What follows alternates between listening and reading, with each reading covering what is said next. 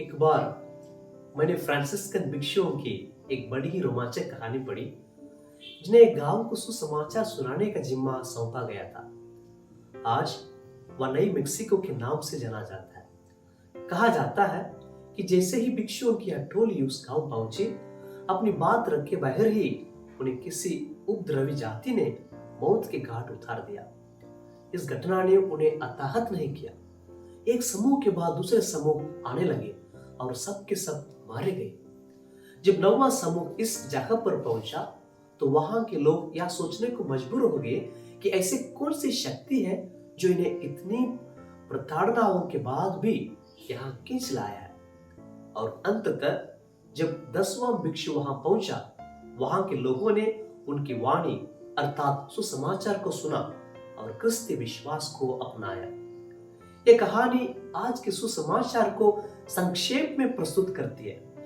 इनकी मुख्य समानता इस प्रकार है। सुसमाचार में भूमिधर अपने दाखबारी को असामियों को पट्टे पर दे दिया। फसल का समय आने पर जब वो अपने नौकरों को फसल का हिस्सा वसूल करने के लिए असामियों के पास भेजा, असामियों ने उनके नौकरों को मार डाला।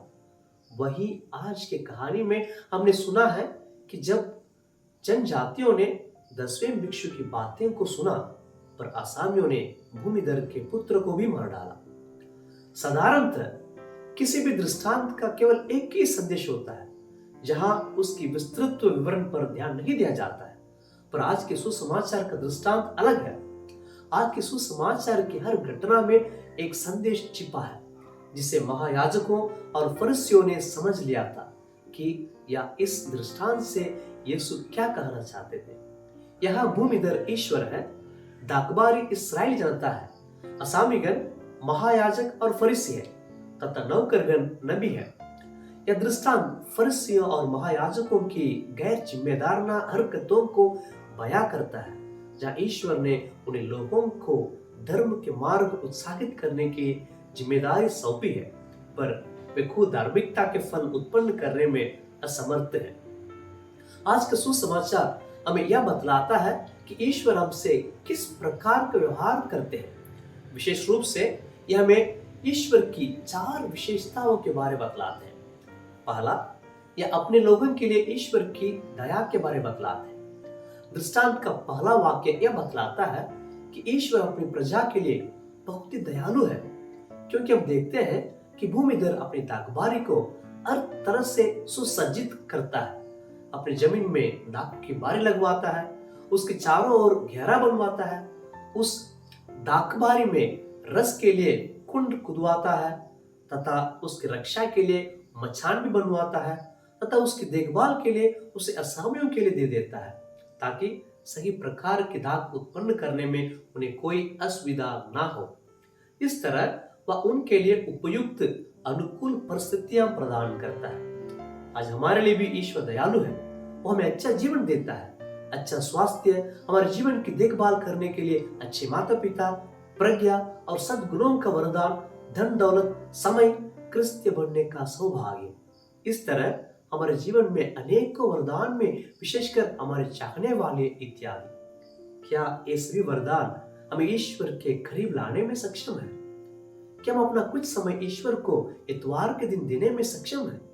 क्या प्रार्थना के लिए समय निकालने में हम सक्षम हैं? क्या हम रोजाना बाइबल पढ़ने में सक्षम हैं?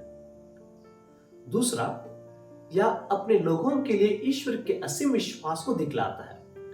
आज के सुसमाचार में भूमिधर अपनी दाखबारी को असामियों को दे देता है। जिम्मेदारियों को हमारे कंधों पर सौंप कर वे हमारी निगरानी का कार्य नहीं करते, बल्कि हम पर भरोसा करते हुए हमें स्वतः ही वे कार्य करने देते हैं और वे ये देखते हैं कि हम अपनी जिम्मेदारियों का वहन भली भांति करें। ईश्वर जिम्मेदारियों को हमें सौंप कर एक इसी आशय के साथ सुदूर देश चला जाता है कि हम अपनी जिम्मेदारियों को भली भांति करें, पर दुर्भाग्यवश हम ऐसा नहीं करते हैं। हमारे जीवन का हर छोटा काम हमें ईश्वर से ही प्राप्त है, पर यह कार्य भी बहुत ही जोखिम भरी होती है, क्योंकि हम हमेशा ही दूसरों के डायरेक्शन ही जरूरत होती है, तभी हम अपनी जिम्मेदारियों को अच्छी तरह करते हैं। उदाहरण के लिए, जैसे ही एक शिक्षक कमरे से बाहर निकलता है हर तरह की हरकतें शुरू हो जाते हैं। हम सभी जानते हैं कि यदि हम तभी अच्छे हैं जब हम किसी की निगरानी में हैं, तो वास्तविकता तो यह है कि हम अच्छे ही नहीं हैं। यदि हम ऐसा सोचते हैं कोई देखने वाला नहीं है, सभी तो करते हैं, सावधान रहो कहीं तुम पकड़े ना जाओ, तो हमें यह समझना चाहिए कि हम निष्ठावान नहीं है, भरोसे के काबिल नहीं है। याद रखें कि हम अपने कार्यों के लिए ईश्वर के प्रति जवाबदेही है।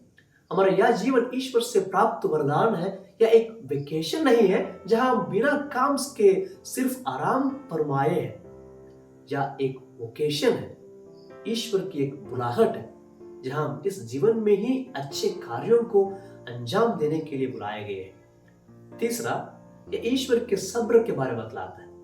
भूमिधर अपने सेवकों को हिंसक असामियों के पास बार बार भेजता है ताकि वह अपना हिस्सा प्राप्त कर सके, पर असामीगण उन्हें मार डालते हैं। हर सेवक के साथ ईश्वर हमें यह मौका प्रदान करते हैं कि हम अपना विद्रोह त्याग दें और अच्छे कार्य करें। वह बदले की भावना से नहीं आता है, वह हमें बार बार मौका देता है कि हम अपने राहों में परिवर्तन लाएं। यदि ईश्वर हमारे प्रति इतना सब्र है, तो हमें दूसरों के प्रति अपने सब्र को जांचने की आवश्यकता है। यदि लोग हमारी इच्छा के अनुसार जीवन नहीं जीते हैं, तो हम किस प्रकार अपनी प्रतिक्रिया जाहिर करते हैं। ईश्वर बहुत ही संयमी है।